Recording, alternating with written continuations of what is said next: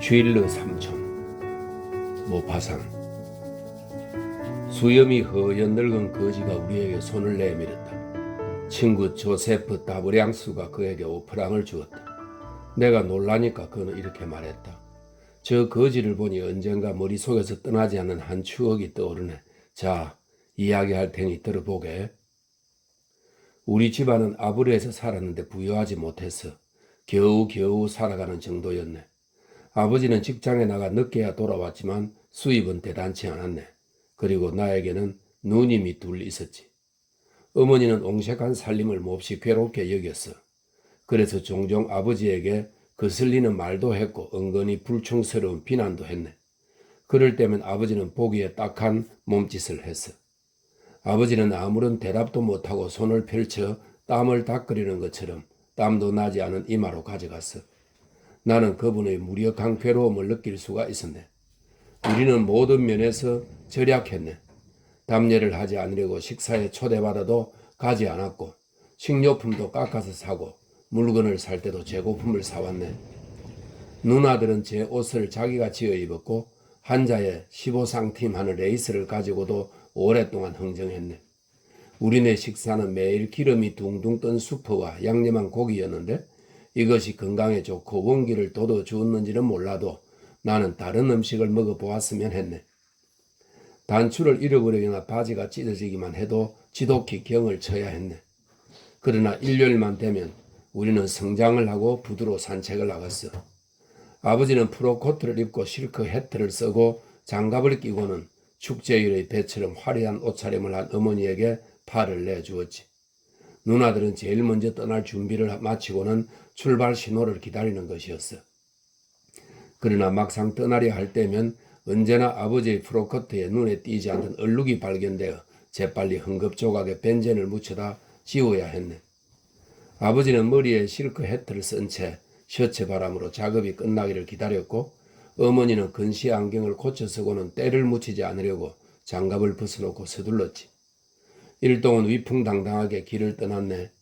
누나들은 서로 팔짱을 끼고 앞서갔네.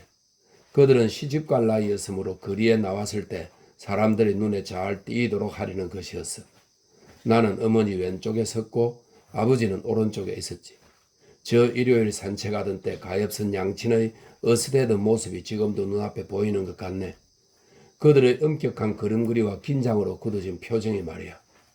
마치 걸음걸이에 중대한 문제라도 걸린 듯이 그들은 몸을 꼿꼿이 세우고 다리를 곧게 뻗으며 정중하게 걸어나갔네. 매주 일요일 먼 미지의 나라에서 온 거대한 선박들이 입항하는 광경을 볼 때마다 아버지는 언제나 토시 하나 다르지 않게 똑같은 말을 했지. 그렇지. 쥐일러가 저기 타고 있다면 얼마나 좋을까. 아버지의 동생인 쥐일러 삼촌은 온 집안 식구의 유일한 희망이었네. 한때는 공포의 대상이기도 했지만 나는 그에 대한 이야기를 어려서부터 들었지. 그래서 첫눈에 그를 알아볼 수 있을 것 같았어. 그처럼 그를 친숙하게 생각했지. 나는 그가 미국으로 떠나던 날까지 어떤 생활을 했는지 세세한 부분까지 모두 알았네. 그 무렵 그의 생활에 관해서는 낮은 음성으로밖에 이야기들을 하지 않았지만 그는 나쁜 짓을 한 것 같았어. 말하자면 돈을 좀 낭비했던 것이지. 가난한 친척들에게 그런 피해를 입혔다면 그보다 더 큰 죄악은 없지. 돈 많은 사람들이 볼 때야 남봉이 나서 사람답지 않은 짓을 한 것에 불과하겠지만 그들은 입가에 웃음을 지으며 왈 바람둥이라 하겠지.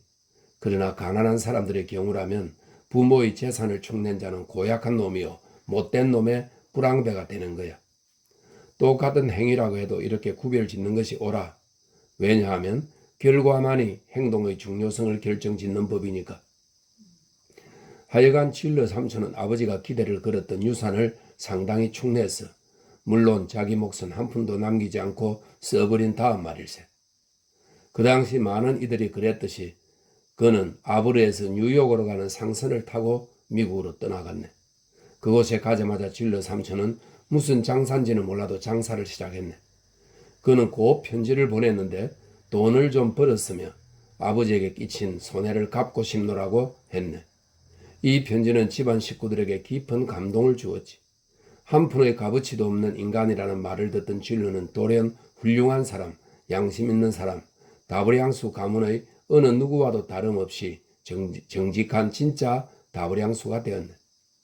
그뿐 아니라 그가 큰 상점을 빌려가지고 대대적인 사업을 하고 있다고 소식을 전해주던 선장도 있었네. 2년 후에 또 편지가 왔는데 그 내용은 이러했네. 필리프 형님, 저는 건강하게 잘 있으니 염려하지 마십사고 글을 올립니다. 사업도 잘 되어 갑니다. 저는 내일 남아메리카로 머나먼 여행을 떠납니다. 아마도 여러 해 동안 소식 전해드리지 못할 것 같습니다. 편지 드리지 않아도 걱정하지 마십시오.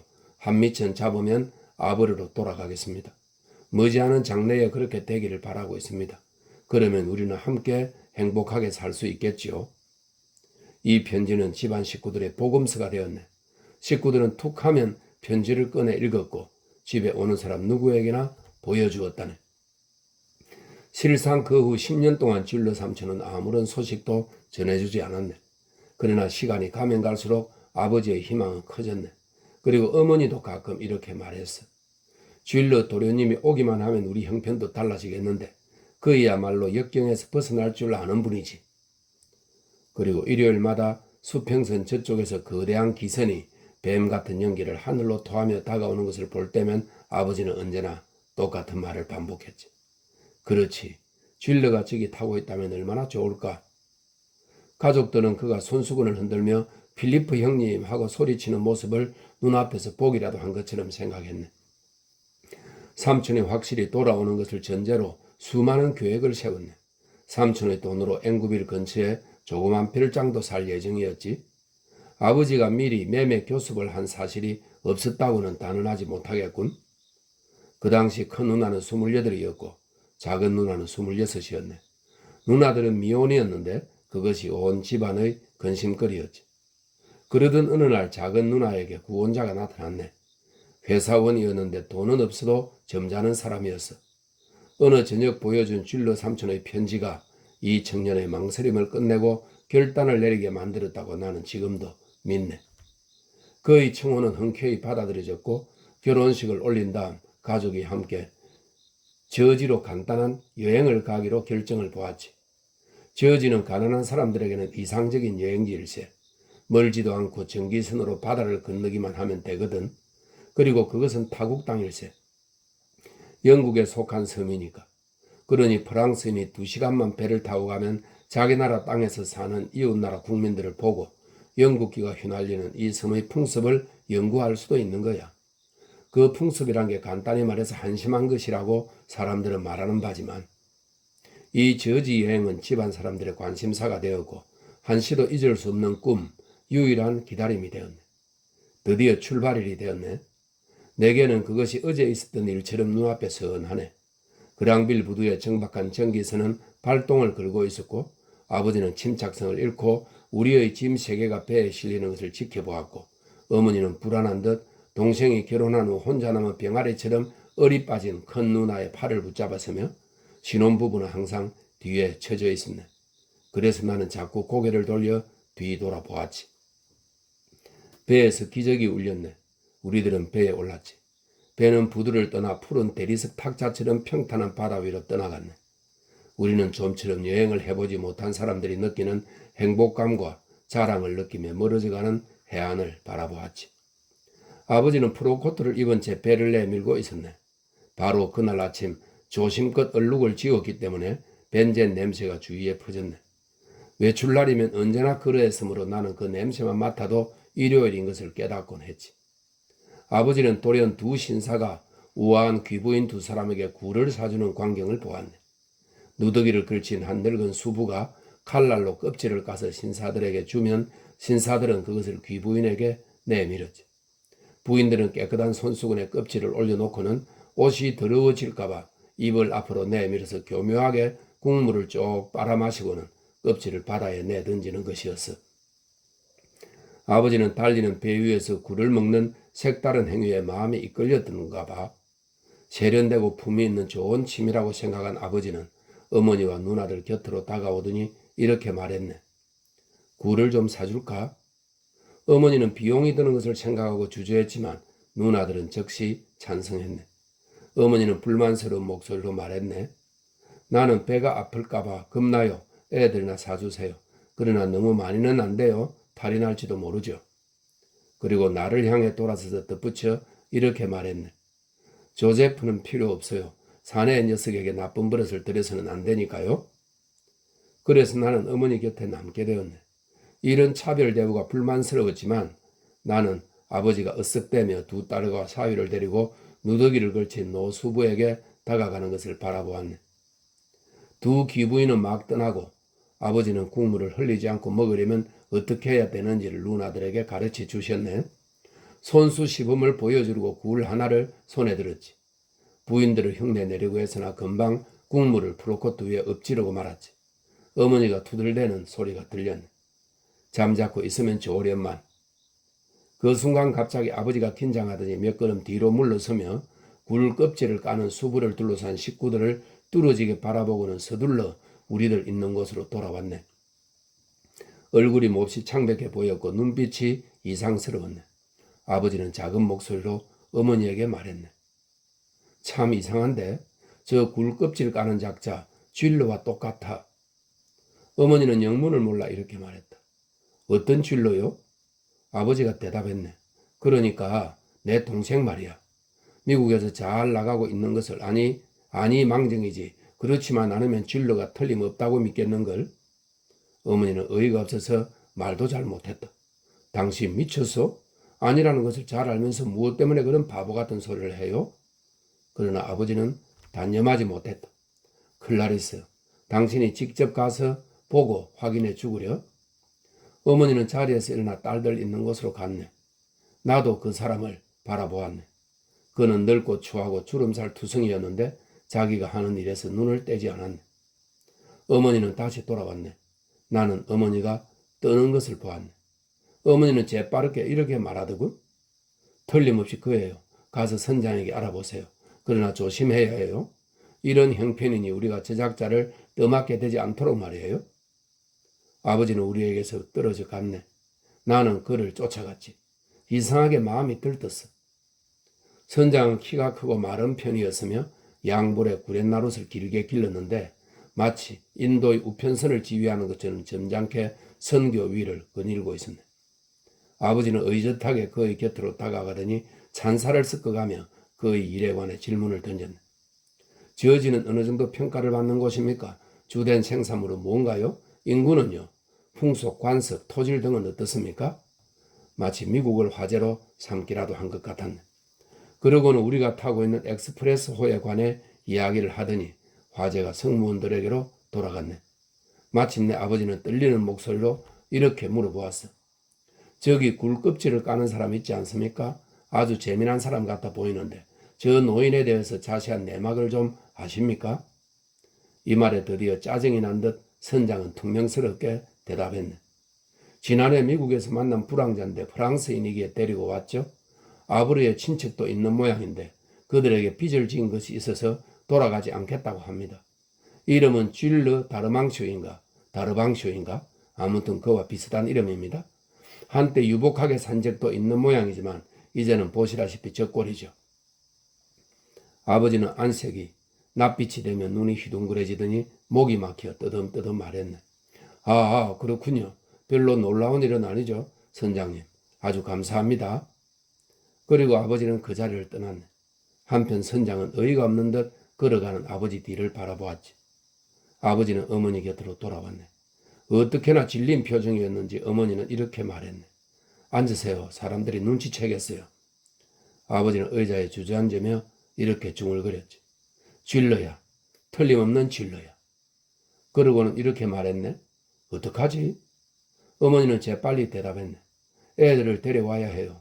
조제프는 모든 걸 알고 있으니 얘를 보내서 데려오도록 해요.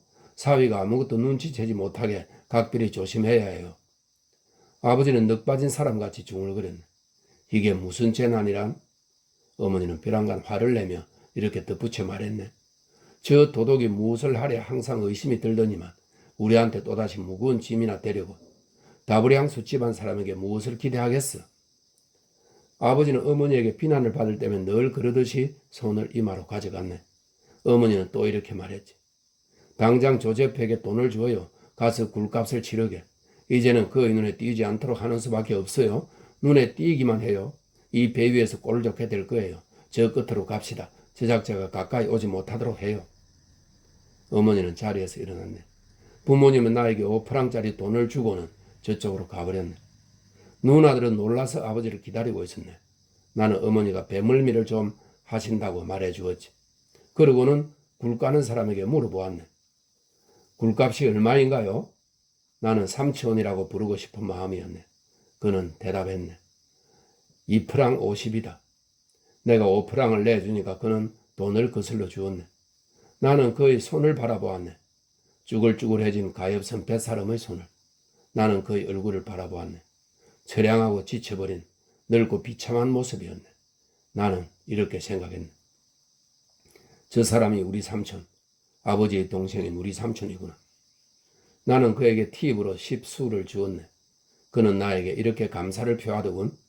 복 많이 받으시오 도련님. 구구라는 가엾은 사람의 어조였네. 나는 그가 미국에서 거지 생활을 했을 것이라고 생각하네. 누나들은 내가 선심 쓰는 것을 보자 어이가 없는 듯 쳐다보았네. 내가 아버지에게 나머지 2프랑을 주는 것을 보자 어머니는 깜짝 놀라며 물어보았네. 3프랑이나 돼? 그럴 리가 없는데? 나는 분명한 목소리로 이렇게 말했네. 팁으로 10수를 주었지요. 어머니는 펄쩍 뛰며 나를 빤히 쳐다보았네. 미친 녀석, 저 비릉뱅이에게 10수나 주었어. 아버지가 눈짓으로 사위를 가르치자 어머니는 더 말을 하지 않았네. 일동은 입을 다물었지. 전방의 수평선 위에 바다에서 솟아오르는 것 같은 보랏빛 그림자가 보였네. 그것이 저지였네. 배가 부두에 가까워지자 나의 마음속에는 다시 한번 쥐일러 삼촌을 보고 싶은 강렬한 충동이 치솟아났네. 그에게 다가가서 무엇인가 다정한 말을 하여 위로해주고 싶었네. 그러나 굴을 더 먹겠다는 사람이 없으니 그의 모습도 사라져버렸네. 그는 아마도 냄새나는 배 밑창으로 내려갔을 테지. 그곳이 저 비참한 인간의 숙소였을 거야. 그리고 우리는 돌아올 때 그를 다시 만나지 않으려고 생말로호를 탔네. 어머니의 마음은 근심으로 꽉 차 있었네. 그 후로 나는 삼촌을 다시 본 적이 없네. 자, 이제 왜 내가 때로 5프랑씩이나 거지에게 주는지 알 수 있겠지.